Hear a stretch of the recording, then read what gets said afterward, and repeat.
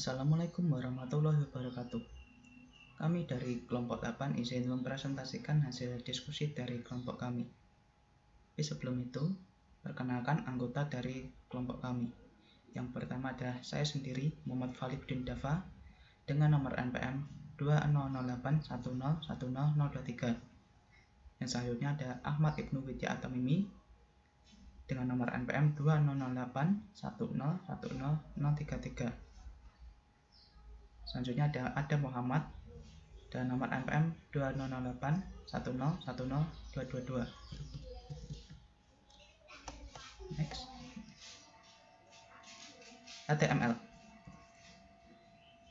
HTML atau Hypertext Markup Language bukan merupakan bahasa pemrograman, melainkan markup language.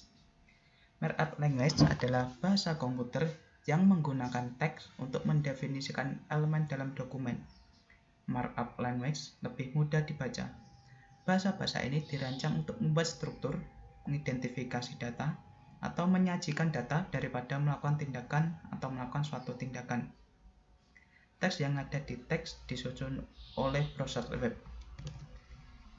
HTML diciptakan oleh tim Berners-Lee pada tahun 1991. Berfungsi untuk memudahkan pengguna saat mengelola atau mengatur data dalam bentuk dokumen di website. Dan saat ini terdapat 140 tag HTML berdasarkan HTML Element Reference di Mozilla Developer Network. Next. Sebelum memasuki materi HTML, sebaiknya kita harus tahu dulu tools yang sering digunakan oleh para penulis kode, yaitu kode editor. Kode editor mempermudah penulis kode untuk membuat dan membaca sebuah kode. Source code sebenarnya dapat dituliskan dan dijalankan jika dituliskan di Notepad. Hanya saja lebih mudah jika dituliskan di kode editor. Kode editor mempermudah dalam penulisan kode karena shortcut dan highlight yang disediakan sebagai fitur dari beberapa kode editor. Contoh kode editor yang sering digunakan adalah Visual Studio Code, Sublime Text, dan Atom.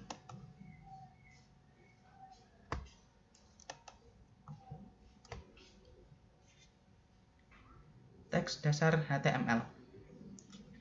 Tag adalah penanda awalan dan akhiran dari sebuah elemen HTML. Pada HTML, tag dibuat dengan kurung siku yang di dalamnya berisi nama dan atribut. Tag wajib HTML ada doctype HTML untuk mendeklarasikan tipe dokumen. HTML adalah tag utama HTML. Tag head bagian kepala dokumen. Title untuk judul web, dan body untuk bagian body dokumen. Yang perlu diingat adalah penulisan tag pada HTML dibuka dengan kurung siku, diakhiri dengan kurung siku dan slash, seperti pada contoh di bawah ini. Buka kurung, body, tutup kurung, lalu tuliskan hello world, buka kurung, slash, body, tutup kurung. Tulisannya seperti itu. Next. Selanjutnya ada tag head. Tag head adalah tag untuk bagian kepala dokumen, di mana sering digunakan untuk meletakkan informasi yang tidak akan muncul di halaman web. Seperti contoh, title untuk menuliskan judul website, style untuk menuliskan CSS, tag script untuk menuliskan JavaScript, tag meta untuk menuliskan metadata. Selanjutnya, tag body. Apa itu tag body? Tag body adalah tag untuk bagian konten halaman, isi dari website yang akan ditampilkan pada jendela browser. Seperti contoh, H1, H2, sampai H6, P untuk teks, BR, tag BR, HR, EM, strong, itu tag untuk pendukung teks, tag img untuk memasukkan gambar, tag A untuk hyperlink, tag ul, tag ol, li, dl, dt, dd, tutup balut numbering, lalu ada tag komentar. Next. Struktur teks. Dari beberapa tag dasar HTML yang sudah dijelaskan bagaimana struktur penulisannya, tag HTML selalu dituliskan berpasangan, tag pembuka dan penutup. Namun, ada juga beberapa teks yang tidak memiliki penutup. Untuk penulisannya sendiri seperti ini. P di sini sebagai tag pembuka, icon nama atribut, center sebagai nilai atribut, hello world adalah isi teks, dan ditutup dengan slash P. Jadi contoh di samping struktur dasar HTML dari awal. Lalu di sana ada teks, ada tag komentar. Fungsi tag komentar sendiri adalah tidak akan muncul di website, tapi tag komentar akan mempermudah penulis kode untuk memahami kode yang dia tulis. Next, elemen. Elemen HTML adalah nama tag atau isi tag yang berada di antara tag pembuka dan penutup. Dapat dibuat juga bersarang atau disebut nested HTML. Merupakan elemen atau beberapa elemen yang berada pada elemen lain. Seperti contoh di bawah ini. Tag title berada di dalam tag head. Seperti itu. Lalu selanjutnya adalah atribut. Merupakan bagian dari elemen yang digunakan sebagai informasi tambahan pada suatu tag HTML. Informasi itu berupa mengatur size, icon, dan sebagainya. Kita pada contoh di sini, terdapat atribut ref di tag A. Lalu jenis atribut HTML. Ada 3, yaitu atribut global, atribut event, dan atribut khusus. Next. Paragraf pada HTML. Paragraf adalah kumpulan kalimat pada sebuah web, biasanya digunakan untuk menampilkan teks atau artikel. Tag untuk membuat paragraf di HTML terdiri dari tag p, tag div, hr, br, dan pre. Paragraf di HTML bisa dilihat seperti gambar di bawah ini. Fungsi beberapa tag untuk pembuatan paragraf. Tag P untuk membuat paragraf, BR untuk menambah baris baru, HR untuk menambah garis horizontal, tag pre atau pre-formatting untuk membuat paragraf dengan format yang sudah ditentukan, tag div untuk membuat paragraf di luar artikel atau layout. Tag-tag ini dapat juga ditambah dengan atribut semacam icon, size, dan lain-lain.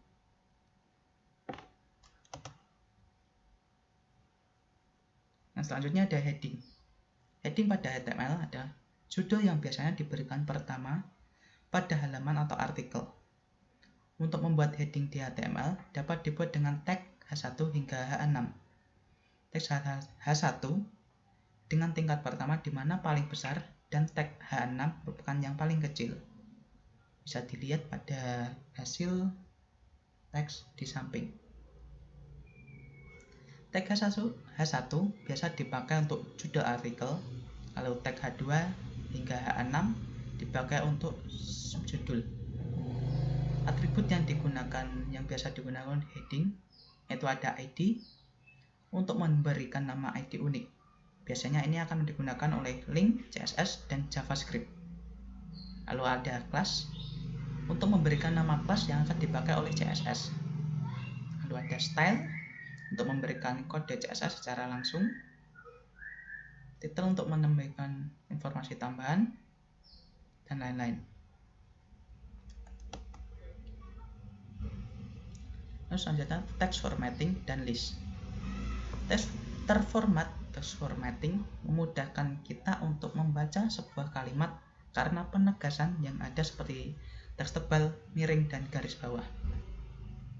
Tag yang bisa digunakan adalah yang pertama adalah B atau bold, bisa juga menggunakan strong untuk mendapatkan teks tebal, tag I italic atau bisa menggunakan EM emphasis digunakan untuk mendapatkan teks miring, tag U underline atau bisa menggunakan INS insert untuk mendapatkan garis bawah, S tractor atau bisa menggunakan del delete untuk mendapatkan teks tercoret, SUP sub untuk menggunakan pangkat atas, lalu ada SUP sub untuk mendapatkan pangkat bawah.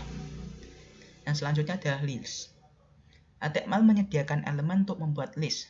Ada 3 macam jenis list yang bisa dibuat di HTML. Yang pertama ada order list, ada list yang terurut, dibuat dengan tag OL, dan untuk item dengan tag LI. Unordered list, ada list yang tak terurut, dibuat dengan tag UL, dan untuk item dengan tag LI. Ketiga ada description list, ada list yang berisi definisi. Lalu yang seperti contoh DL description list, tag untuk memulai description list. Lalu ada DT description term, tag untuk membuat kata yang dideskripsikan. DD description teks untuk membuat penjelasan dari kata. Lalu next.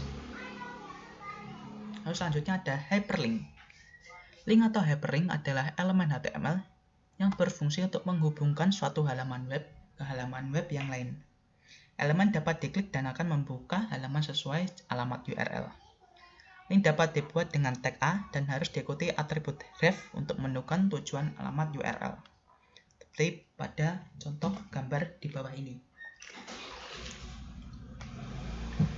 Jenis-jenis link pada HTML. Internal link. Link yang menuju ke domain atau halaman web itu sendiri.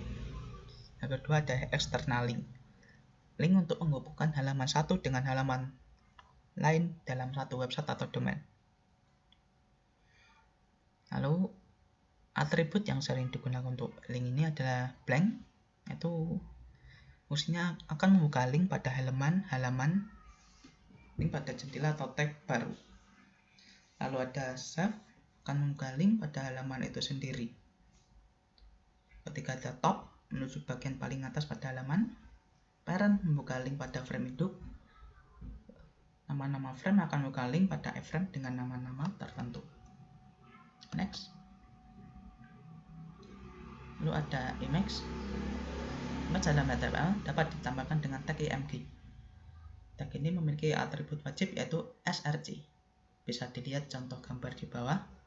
Gambar pertama dapat dituliskan langsung karena nama file berada di folder yang sama dengan file HTML. Lihat tag img pada gambar. Di situ langsung dituliskan valihudin.png karena file foto berada di folder yang sama dengan file HTML. Lalu kita lihat di gambar kedua. Berbeda lagi jika kita meletakkan gambar di folder berbeda dengan file HTML. Kita perlu menuliskan nama folder di tempat gambar yang akan kita tampilkan. Dalam gambar, kita tuliskan nama foldernya tempat file foto yang akan kita gunakan, yaitu image/valihudin.png. Lalu ada atribut yang sering digunakan untuk tag image, yaitu ada alt untuk teks alternatif untuk gambar, width untuk menentukan lebar gambar, height untuk menentukan tinggi gambar, dan style untuk menentukan style untuk CSS untuk gambar. Selanjutnya akan diteruskan oleh teman saya. Terima kasih.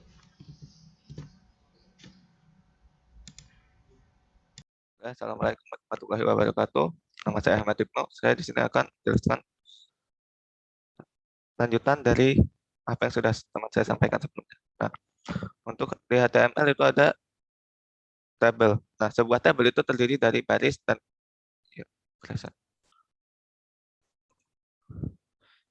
sebuah tabel itu terdiri dari baris dan kolom. Antara baris dan kolom terdapat sebuah sel judul yang mewakili atau menjelaskan tiap kolom atau baris yang disebut header.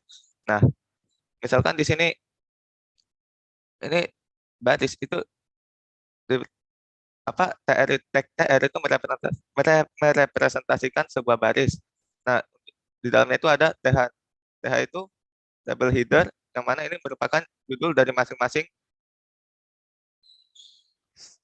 judul sel ya, yang mewakili kolomnya, misalnya nama. Nah, ini kan table header. Nah, ini kolom pertama, ini kolom pertama, ini kolom pertama. Jadi nama, ini kolom pertama, kolom pertama, kolom pertama. Nah, ini penjelasannya. Table dibuat dengan menggunakan tag table. Untuk baris table atau table raw biasa menggunakan tag tr. Nah, ini table row. Nanti dia akan muncul sebagai baris. Ini nantinya akan muncul sebagai satu baris. Kemudian table row dapat data yang merepresentasikan data dibuat dengan menggunakan tag dt. Ini bukan dt ya, maksudnya td, typo. Nah, ini td table data. Nah, secara default itu data yang ditampilkan itu membentuk satu baris dengan beberapa kolom tergantung banyak dd-nya. Nah, jadi saya contohkan seperti ini. Nah, misalkan di sini kan ada, ya, jika saya buka di, oke, ini percobaan. Nah, bisa kita lihat di sini kan,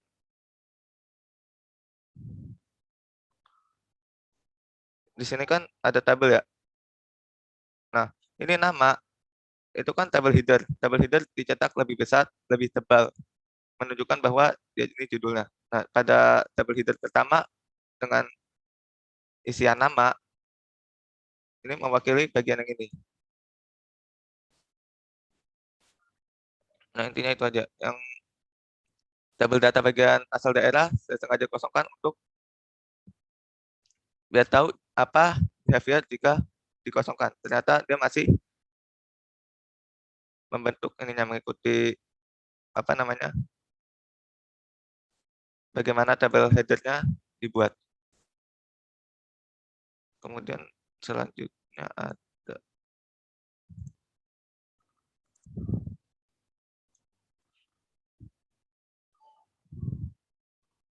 nah, atribut pada tabel secara umum itu ada yang biasa digunakan. Yang pertama itu border, menambahkan garis outline pada tabel, cell spacing, memberikan jarak antar sel, dan cell padding, menambahkan ukuran ruang.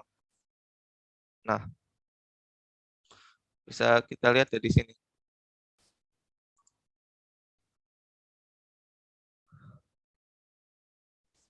Nah, misalkan kalau kita tabel bordernya kita ganti 5, di sini tabel bordernya kita ganti 5 gitu. Nah, bagian ujungnya sini saja yang ditebelin. Kalau kita ganti 60, nah, bisa kita lihat ininya makin tebal. Kemudian untuk cell spacing itu memberikan jarak antar selnya.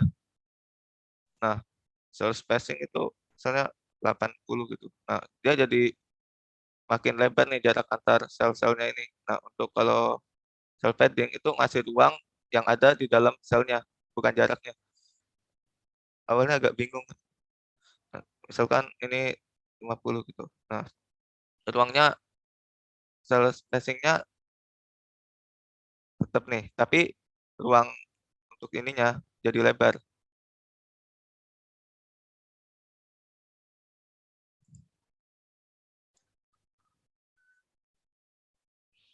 Nah, kemudian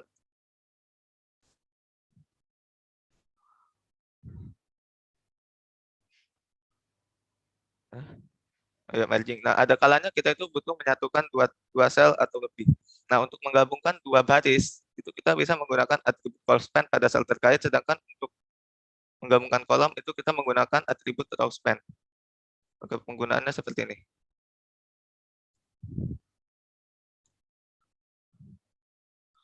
Nah, di sini kan ada call span ya. Nah, ini ntar nyatuin dua kolom. Maksudnya gimana ya? Penjelasannya begini, ini kan ada kolom 1, kolom 2. Nah, tapi baris baris pertama dari TH ini itu yang disatuin dua kolom ini. Jadi dua gitu. Nah, kan ada dua kolom kan, di bawahnya masih ada bekasnya nih, dua kolom. Nah, ini jadi satu. Dia bakal nyiptain satu ruang baru lagi di sini. Nah, kalau seandainya kita buat 3, nah dia jadiin 3 ininya. Tergantung penempatannya. Gimana? Ini agak agak apa ya? Agak tricky apa sih? Nah, kalau row span ini nanti dua baris ini bisa disatuin gitu. Misalnya ini 2. Nah, jadi dia ini tetap, jadi hitungannya begini. Kan ini kan ada 4 ya, 1, 2, 3, 4. Nah, kalau kita jadikan ini 2, nah, itu tetap 1, 2, 3, ini dihitung 2, ini 4. Nah, jadi elemen yang lain itu yang bagian bawahnya dia nih kan tadi kan ada nih nama saya. Nah, itu jadi bergeser. Kemudian elemen lain juga ikut terpengaruh. Makanya untuk mengatur row span ini agak agak sulit sebenarnya.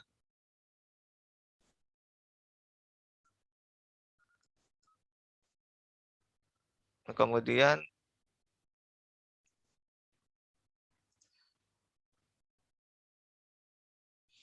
kita ada form HTML. Nah, terkadang sebuah web itu membutuhkan inputan dari pengguna. Nah, untuk itu perlu form agar website itu bisa mendapat inputan dari user.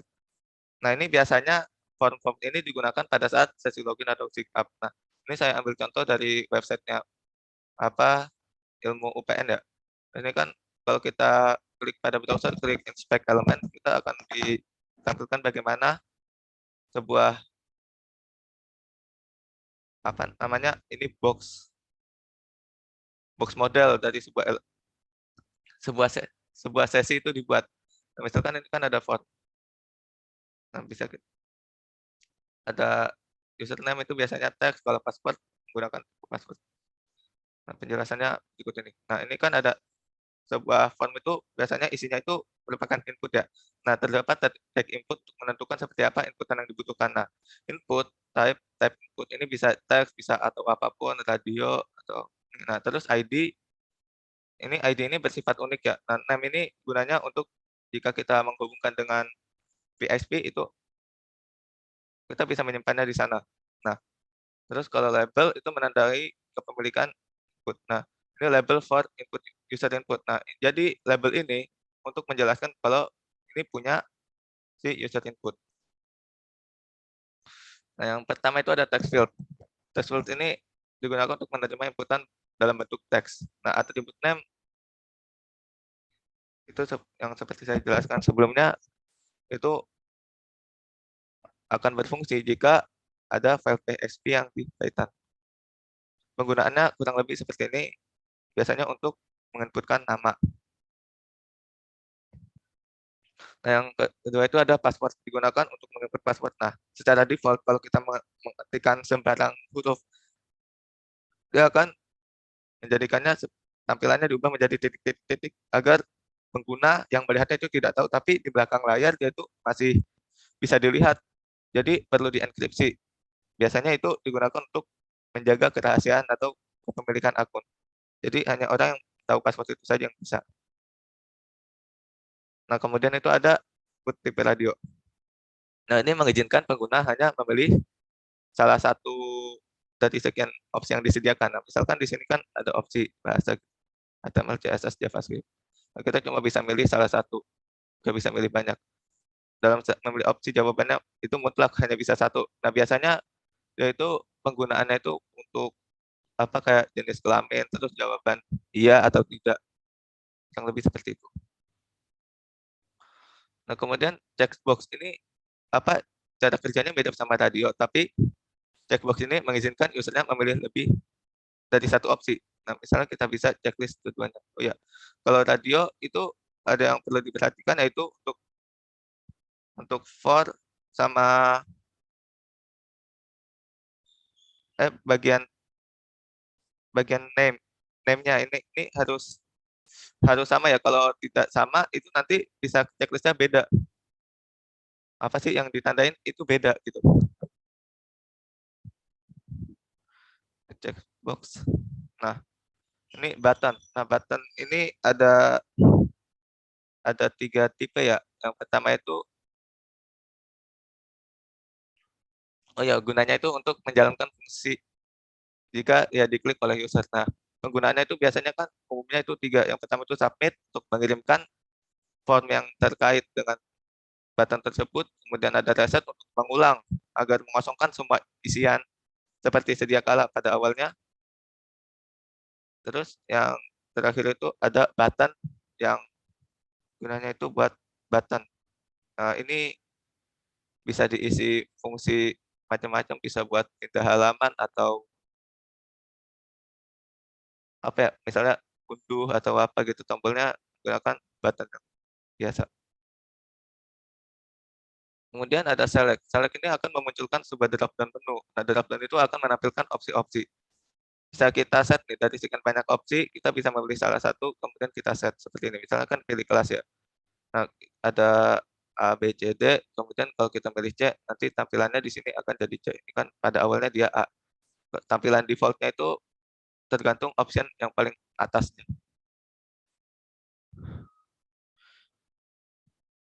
Nah, ini CSS. Nah, tampilan HTML polosan itu terlihat kurang menarik ya biasanya. Nah, oleh karena itu perlu disisihkan CSS agar tampilan web itu terlihat menarik dengan mengatur posisi, warna, dan ukurannya.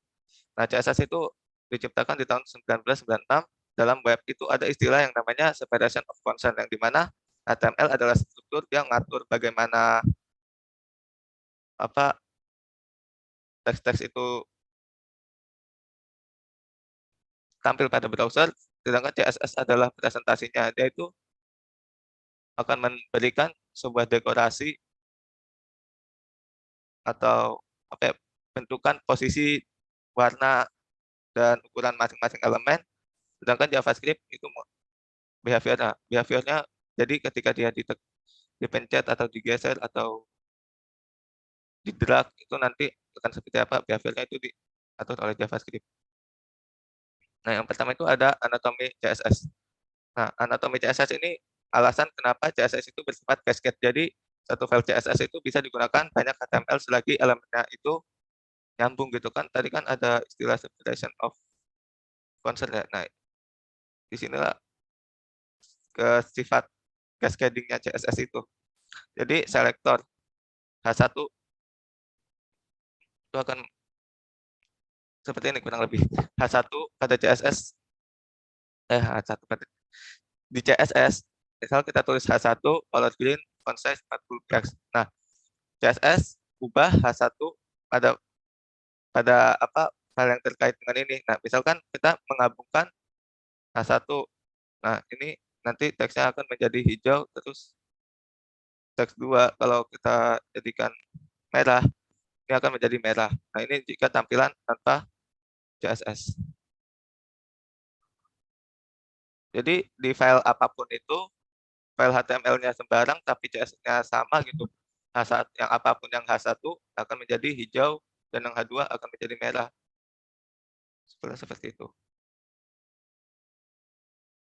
Oh iya. Oh iya, nah terus declaration. Oh iya, ada yang tertinggal. Nah, declaration ini berisi warna atau font size atau kita bisa melihatnya dengan cara seperti ini. Untuk declaration, nah misalkan kita ke file CSS. Nah, misalkan ini kan H1. Nah, untuk declaration kita bisa melihat, nah di sini dengan mengklik Ctrl spasi kita bisa memilih declaration yang kita butuhkan. Misalkan kita butuh hash gitu. Nah, di sini ada rekomendasi value-nya. Untuk Visual Code Studio kita bisa gunakan Ctrl space lagi untuk melihat apa yang value-nya itu apa yang nyambung dengan declaration-nya. Kan kita tidak mungkin bisa ya kayak height tinggi diisi dengan color gitu. Itu tidak akan bekerja. Nah, suggestion. Jadi untuk melihat rekomendasinya kita klik Ctrl spasi untuk melihat value-nya. Misalkan 9 px. Itu nanti akan mengatur tinggi H1. Ini bloknya ya, bukan teksnya, sebanyak 9 px. Nah, kemudian itu ada penempatan. Nah, itu ada cara embed yang mana menggunakan text style diletakkan pada tag head. Misalnya di tag head itu kita bikin tag baru, style H1 color head. Ini ditaruh di head, kemudian dengan inline menggunakan, oh ya, contoh penggunaannya seperti ini.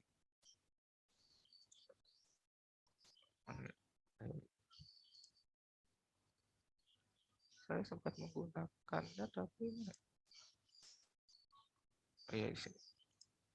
Nah, bisa kita lihat di sini kan ada style style. Nah, ini penggunaan secara embed. Sampai mana ya?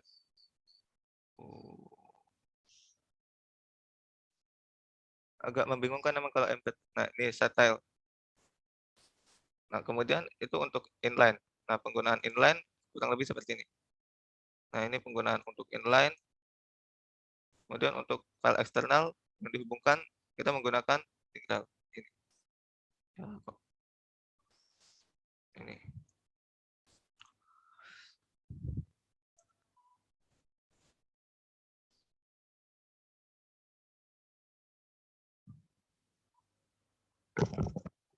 Oke, nah untuk font style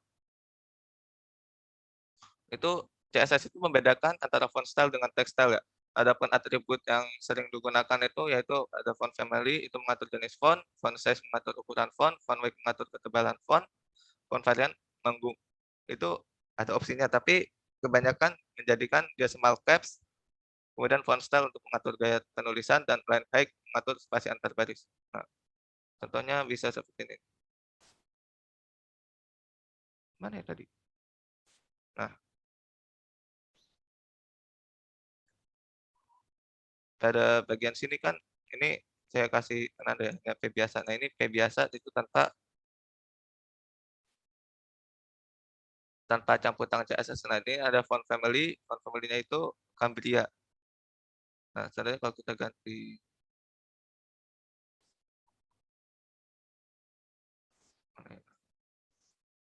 di sini. Nah, terus kita konservasi, kita ganti Arial. Nah, dan fontnya berbeda dengan yang di atas. Kemudian font size itu mengatur ukuran fontnya jelas. Ini saya perbesar jadi 150 pixel. Kemudian di sini ada font weight-nya ini bolder ya. Ini jadi lebih tebal daripada yang biasanya. Kemudian font varian. Ini jadi small caps ya dari yang biasanya. Bedanya itu tidak terlalu mencolok sih. Nah, terus kemudian ada font style yaitu italic. Nah, untuk font style italic dia jadikan teksnya itu miring dari yang biasa. Kemudian untuk line height, nah dia itu mengatur tinggi antar apa sih? Antara paragraf yang lain. Ini kan ada jaraknya. Itu yang disebut line height. Kemudian itu ada komentar. Nah, di sini komentar itu adalah bagian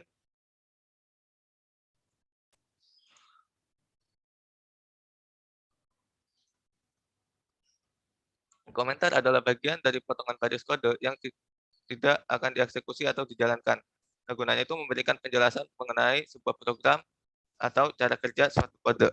Itu biasanya orang-orang menggunakannya sebagai catatan atau untuk to-do. Untuk apa pengembangan selanjutnya itu seperti apa dicatat pada komentar. Atau juga bisa kredit untuk jika dia menggunakan source code dari orang lain. Gunanya kurang lebih seperti itu. Nah, kemudian ada text styling. Pada CSS itu ada text styling yang biasa digunakan. Yang pertama itu color, merubah warna pada teks, text align, mengubah atau mengatur posisi teks. Ini dalam konteks ini paragrafnya ya. Nah, text indent memberikan indentasi untuk paragraf, text decoration memberikan dekorasi pada teks, text transform mengubah jenis hurufnya, letter spacing mengatur spasi antar huruf, word spacing mengatur spasi antar kata. Kita bisa melihat value-value yang terkait dengan menggunakan kontrol spasi pada kode editor VS Code. Nah, penggunaannya kurang lebih seperti ini. Untuk text styling,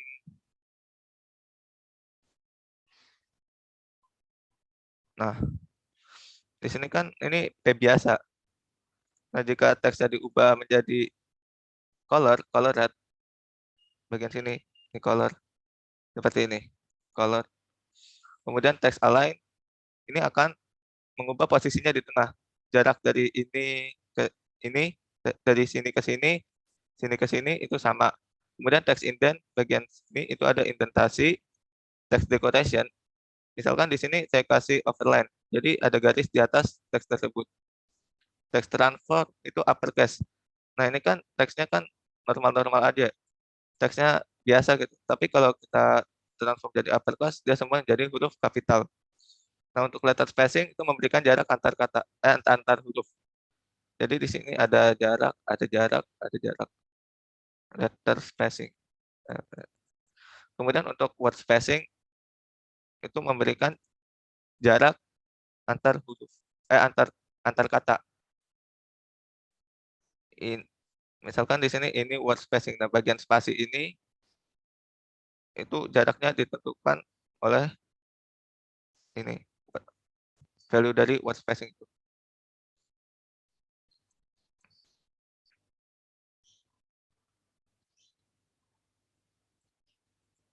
Oke, sekian dari saya. Untuk presentasi berikutnya akan dilanjutkan oleh teman saya.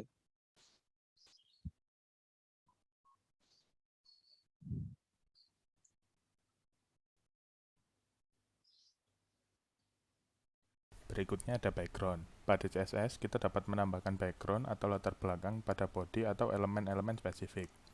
Ada 4 properti yang dapat digunakan untuk mengatur background pada CSS, yaitu 1. Background color. Properti ini berfungsi untuk mengatur warna background. Pemilihan warna background dapat menggunakan nama warna, heksadesimal, atau RGB. Misalnya, jika kita ingin merubah warna background kita menjadi warna biru, kita dapat menginputkan background color blue atau pagar 0000 FF atau RGB 0,0,255. Berikut ini adalah contoh dari background .2 pagar 0000 FF titik koma. Hasilnya biru seperti ini. Kemudian ada background image. Properti background image berfungsi mengatur gambar yang akan digunakan pada background. Misalnya background image URL logo upn.png. Perintah tersebut akan menghasilkan gambar logo UPN yang satu folder dengan file HTML sebagai background. Misalnya seperti ini. Kemudian ada background position. Background position adalah properti yang berfungsi untuk mengatur posisi gambar pada background. Posisi gambar dapat berada pada top atau center atau bottom, dan left atau center atau right. Posisi tersebut dapat digabungkan, misalnya background position top right, maka gambar akan berada pada pojok kanan atas. Kita juga dapat menggunakan sumbu X, Y untuk mengatur posisi gambar jadi top right. Dapat diganti dengan 100%, 0%. Berikut adalah contoh dari background minus position, .2, top spasi right. Gambarnya ada di pojok kanan atas. Gambarnya cuma satu, padahal sebelumnya gambarnya akan mengulang sampai background penuh. Hal ini terjadi karena saya menambahkan background repeat, yaitu yang no repeat. Background repeat di sini berfungsi untuk mengatur pengulangan gambar background. Background repeat meliputi A. Background repeat untuk mengulangi gambar sampai memenuhi background. Tapi kalau tidak usah, biasanya defaultnya itu langsung dipenuhi sama gambar tersebut. Kemudian ada background repeat X untuk mengulangi gambar pada sumbu X. Jadi gambar akan diulangi dari kiri sampai ke kanan. Kemudian background repeat Y untuk mengulangi gambar pada sumbu Y. Jadi gambar akan diulangi dari atas ke bawah. Misalnya seperti gambar berikut. Ini menggunakan repeat Y. Ada juga no repeat yang saya gunakan pada gambar sebelumnya. Jadi gambarnya tidak diulangi sama sekali. Kemudian ada shorthand. Keempat properti di atas, color, URL, position, dan repeat dapat digabungkan menjadi satu. Misalnya gambar berikut. Saya menggunakan background .2, pink sebagai warna background, kemudian URL, kemudian top center, jadi gambarnya akan berada di atas tengah, kemudian no repeat. Hasilnya seperti gambar berikut. Kemudian ada selector. Selector pada CSS digunakan untuk memilih elemen tertentu yang akan diberi style. Pemilihan elemen pada selector dapat menggunakan 1. Elemen HTML. Elemen HTML dapat digunakan sebagai selektor. Misalnya, kita ingin memberikan style pada website kita. Maka, kita tinggal mengetikkan H1 style yang dipilih pada CSS. Maka, H1 atau header akan berubah sesuai style yang dipilih. Misalnya kita ingin merubah fontnya jadi Arial, maka H1 ini akan berubah menjadi Arial fontnya. Yang kedua ada ID. Selain elemen HTML, kita juga dapat menggunakan ID. Misalnya kita ingin merubah style pada suatu paragraf tertentu, maka kita tinggal menambahkan ID pada HTML-nya. Misalnya, lebih besar P, ID sama dengan tanda kutip. Dalam tanda kutip ini kita dapat mengisi ID, misalnya 1. Untuk merubah style paragraf dengan ID tersebut, maka kita tinggal mengetikkan pagar ID-nya tadi misalnya 1, kemudian kurung kurawal buka, style yang diinginkan misalnya warna atau color, kemudian kurawal tutup pada CSS. Yang ketiga ada class. Class ini fungsinya sama seperti ID, cuma PID yang ini diganti menjadi PClass. Kemudian tanda pagarnya diganti dengan titik. Jadi misalnya tadi ID 1 kita ganti dengan kelas sama dengan dalam tanda kutip ini kita isi 1. Kemudian pada CSS-nya kita ganti menjadi titik 1, lalu kemudian style-nya menggunakan kurung kurawal. Kelas dapat digunakan untuk beberapa elemen yang berbeda pada satu halaman yang sama. Kalau ID hanya boleh 1 pada satu halaman yang sama. Kemudian ada pseudo class. Pseudo class atau kelas semu adalah sebuah kelas yang dimiliki oleh elemen HTML yang membuat kita dapat merubah style kelas tersebut dalam keadaan tertentu. Misalnya kita sedang browsing di Google, kemudian kita mengunjungi suatu site. Setelah kita keluar dari website tersebut, warna websitenya akan berubah menjadi ungu, yang tadinya biru. Itu menggunakan pseudo class. Pseudo class dibagi menjadi 2, yaitu pseudo yang berhubungan dengan link dan pseudo yang berhubungan dengan elemen. Pseudo yang berhubungan dengan link antara lain _2 link untuk mengatur style default pada link, hover merubah style ketika kursor berada di atas link, aktif merubah style ketika link diklik dan dalam keadaan aktif, dan visited merubah style link ketika link sudah pernah dikunjungi sebelumnya. Seperti yang saya katakan tadi, saat mengunjungi website, warnanya yang tadinya biru, jika sudah kita kunjungi terus kita kembali, maka warnanya akan menjadi ungu.